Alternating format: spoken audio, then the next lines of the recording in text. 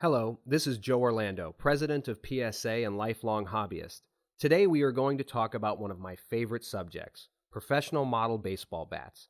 More specifically, we are going to discuss how experts use photos during the authentication process, including the rare and ultimate form of bat authentication called photo matching. These pieces of legendary lumber are the tools of the trade, the weapons that every hitter uses to make history at the plate, from Babe Ruth to Derek Jeter. Of all the different pieces of equipment that a baseball player uses, the bat is, arguably, the most tailored to their specifications, the most custom-made of all items. The weight, the shape, the type of wood, and more are all ways each bat is made to order for the particular player. And once the player receives his weapon of choice, he will then often customize it further by adding his own touch to the bats he prepares for battle. Let's dig further into this interesting subject with a visual tour.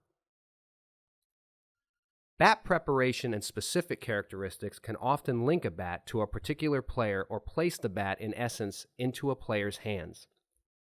Handle preparation and knob markings are just two examples of what experts can look for to bring the player and his gamer together.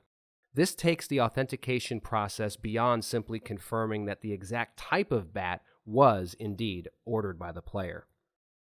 First up, let's take a look at pine tar and other gripping substances. So who do you think about when you think about pine tar? Of course, you think about George Brett. Here is a great example of how a baseball card can be used as a great resource for player characteristics.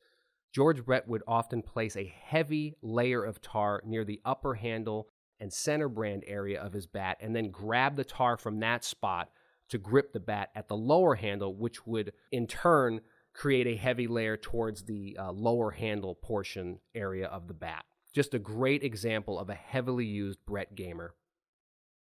How about Harmon Killebrew, an avid user of pine tar himself? On this 1970 Topps baseball card, you can see that consistent layer of tar as Killebrew pulls his gamer from the bat rack. He would often start that layer of tar from the base of the handle, and it would head towards the mid-handle and sometimes the upper handle area. It was very consistent in application. Willie Mays was another avid user of pine tar, perhaps the greatest player in terms of all-around skills of all time.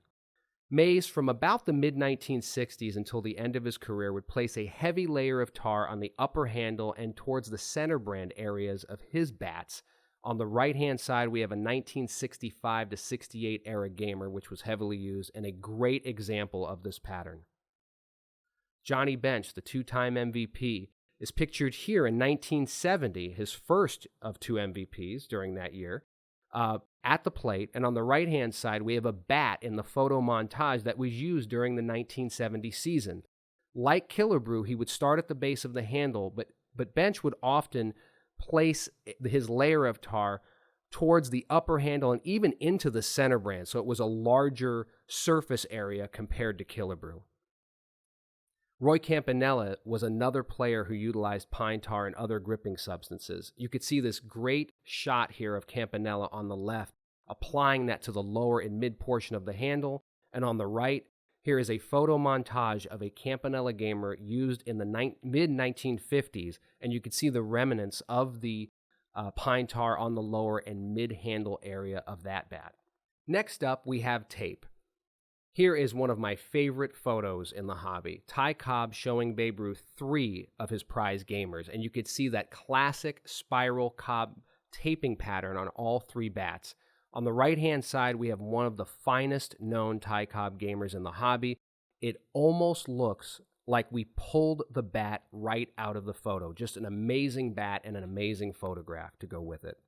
Duke Snider, a guy that hit more home runs during the 1950s than any other player. Not Mays, not Mantle, it was Snider. He utilized a unique crisscross taping pattern. If you can find a bat today with that taping pattern intact, it definitely sells for a premium. Here's a shot of Snider in the dugout applying that taping method, and 2 great Snider gamers pictured below and to the right-hand side of the photo.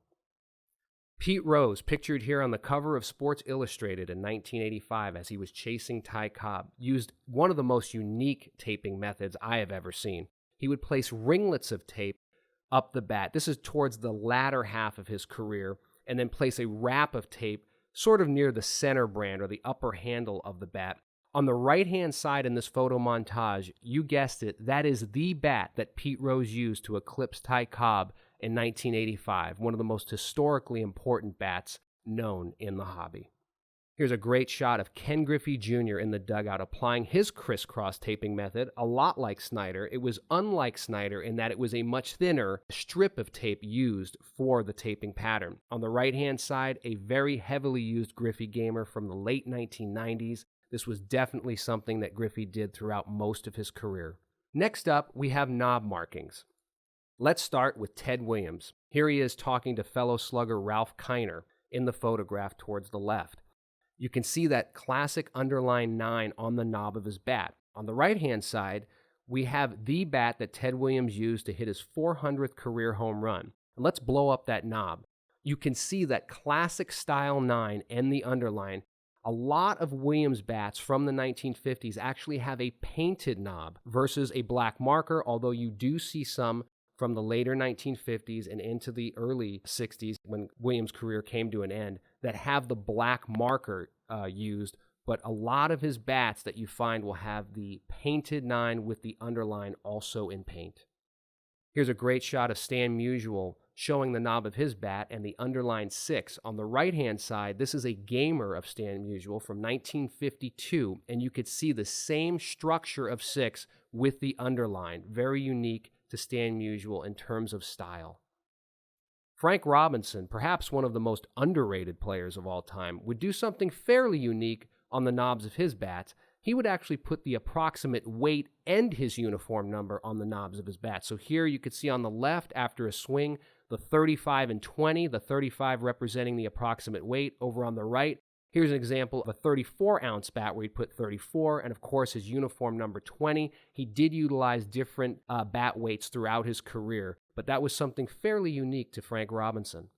Here's Yogi Berra. Now, Yogi Berra would often put an 8 on the knob of his gamers, and the unique part of it is not that he put a number on the knob, it's the style of the 8. So some people refer to it as a snowman 8, where it almost looks like there are two circles on top of one another. On the right-hand side, here's a 1950s Yogi Berra era gamer. You could see it's chipping away, but you could see the 8 clearly on the knob of that bat. And then here is an enlarged image of a 1960 Berra All-Star bat with a marker version of that 8, still in that classic pattern that Berra was known for.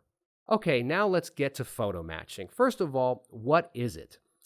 Here we've been talking about different player characteristics and how it can help place the bat into the player's hands. Photo matching takes it a step further.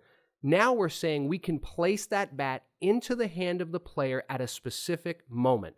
So let's go back to the 2009 World Series. Game 2, bottom of the 7th, in a 2-1 game, Jorge Posada steps to the plate.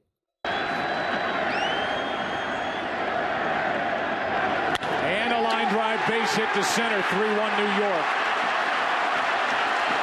Freeze it. So this is actually the finish of that swing, that Jorge Posada, his RBI single from that game, Game 2, to put the Yankees up 3-1 in a tight game. Let's take it a step further. Let's zero in on that bat. We're going to blow it up. And now we're going to match it up against this bat, this 2009 World Series bat in the photo montage to the right. Now, what we're looking for is extremely unique characteristics. Here you can see the chip in the name branded on the barrel. Probably happened from a cleat mark. Jorge Posada was known to bang his cleats at the plate.